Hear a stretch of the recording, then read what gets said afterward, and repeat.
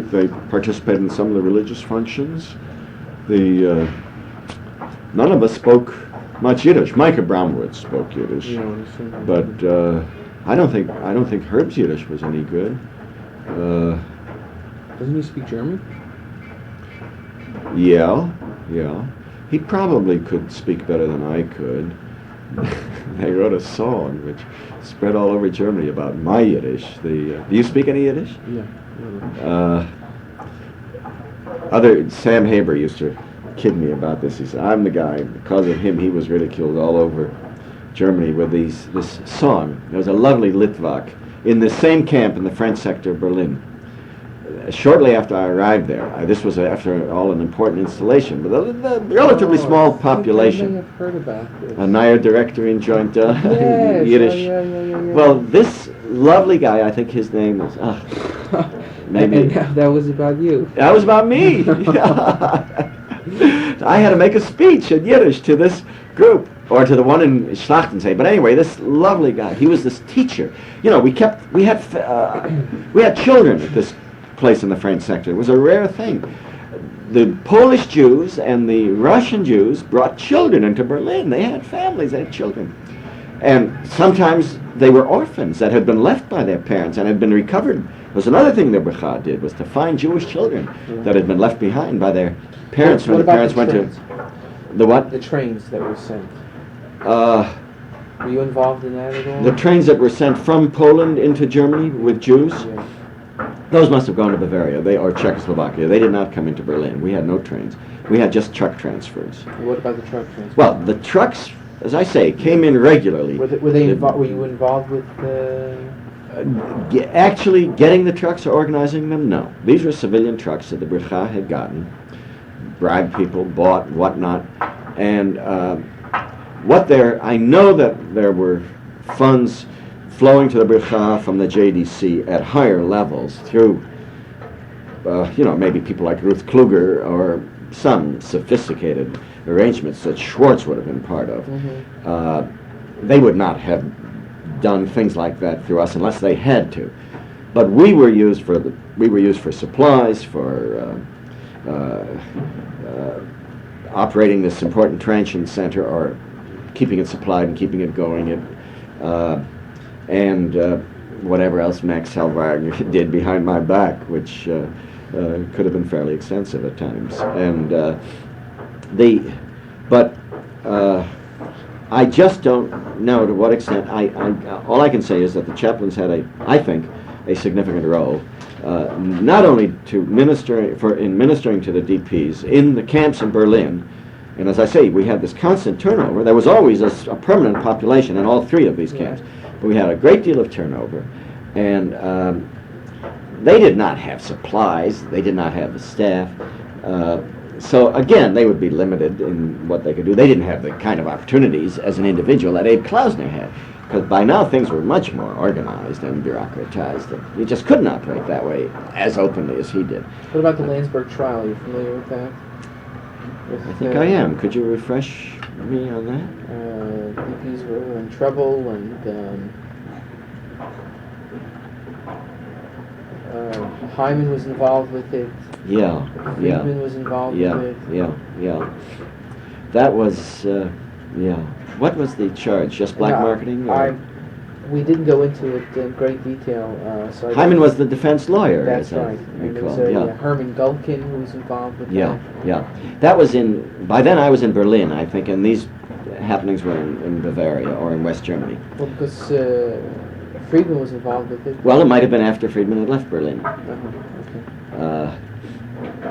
And I think he left Berlin and became one of Phil Bernstein's aides before I left Berlin. We never really discussed this. I really don't know. Anything specific you might be able to remember? What about with Bernstein and Rabbi Rachman? They came to Berlin a few times. We once made a speech to a group of Jews in the Schlachtensee camp, and Phil and I still laugh about it whenever I see him. It was the most god-awful performance of a little Yiddish, a little German. Our parents had all spoken Yiddish at home, but we had used it very little. and a little English, and we didn't speak very long because we stumbled so. But there was one tremendously dramatic Rosh Hashanah Yom Kippur in Schlachtensee in the fall of 1946, which I attended, and where you say Kaddish for each individual family member, and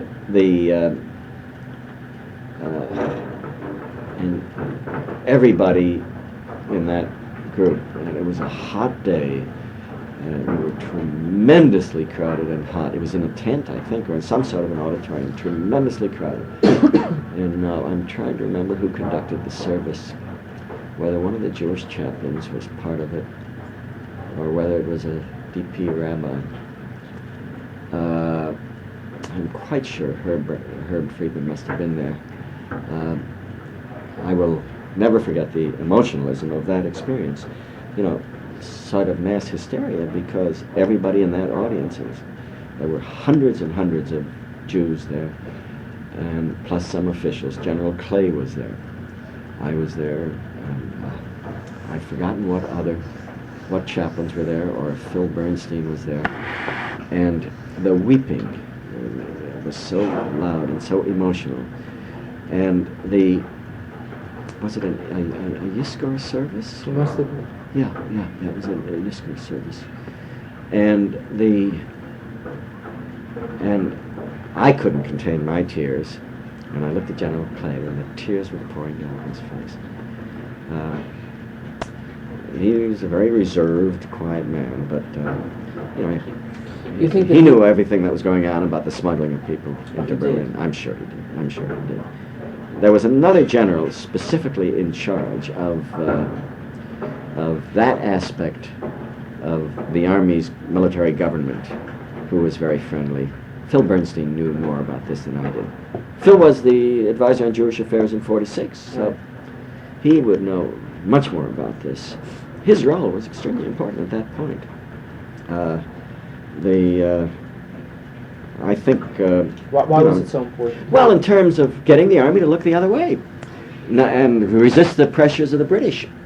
Well, of course, you have pressure in the States, tremendous pressure in the States. That's what I'm saying. But Phil had at a personal level, he had relationships with General Clay and with General McNarney, which I am sure was effective.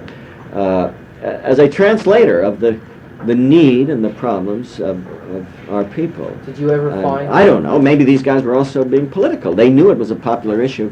That's what I'm asking. Political issue in the States, and generals are not sometimes not insensitive to political considerations of that sort. But I just... Phil was at the level that dealt with them.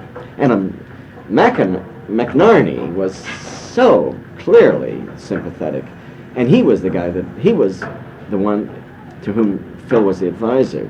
He was, I think, the overall general for Germany. I think Clay was in charge of OMGUS, the Office for Military Government, U.S.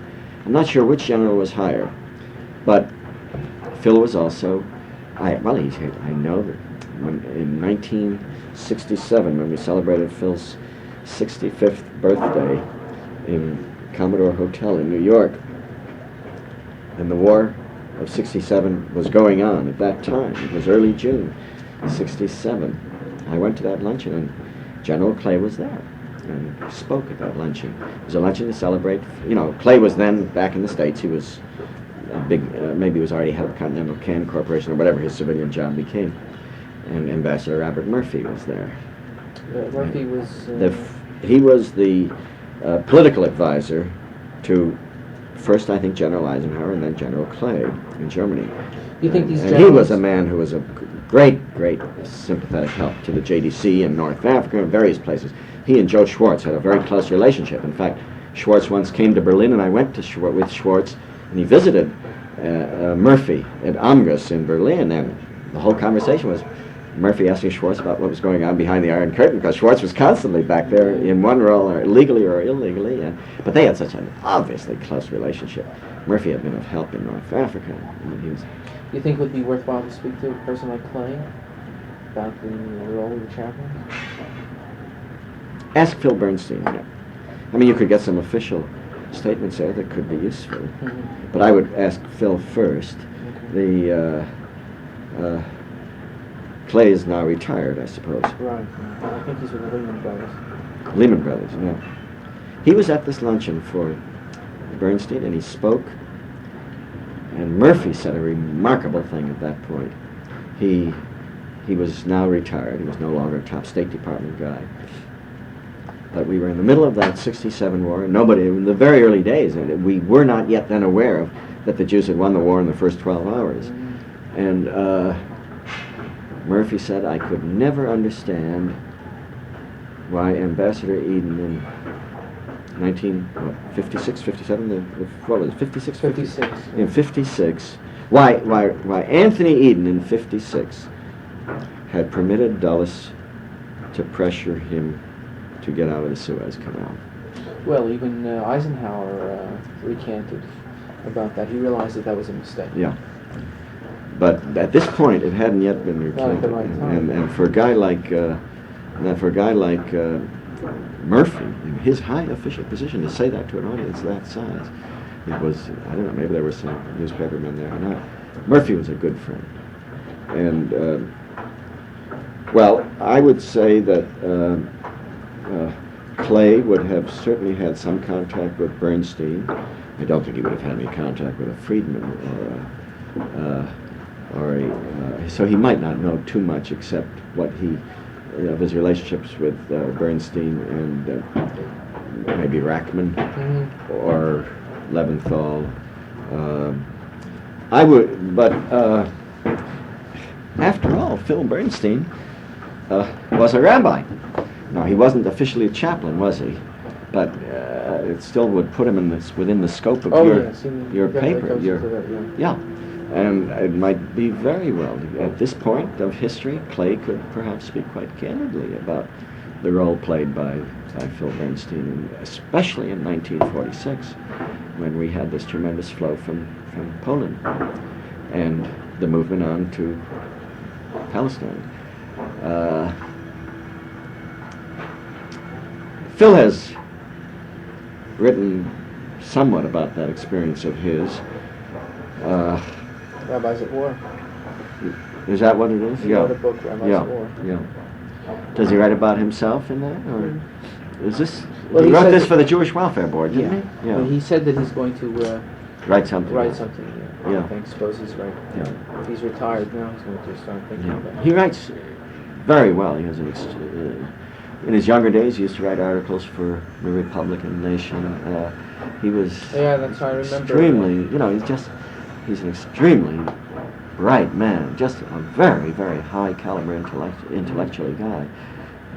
Reads extremely fast, reads tremendous amounts. His younger brother is one of my very closest friends. We went all through school, all through college together, and see each other all the time. He's also in the field of labor relations, teaches history at political science at UCLA.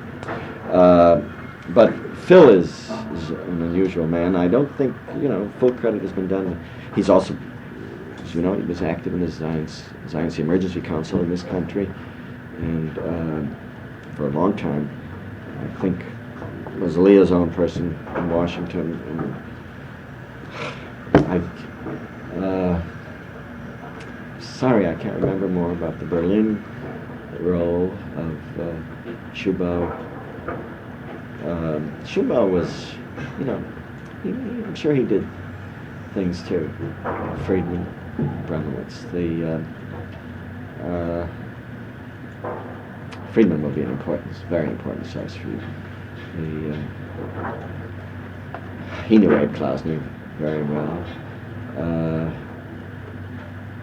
How long did Klausner? When did the army finally ship him home?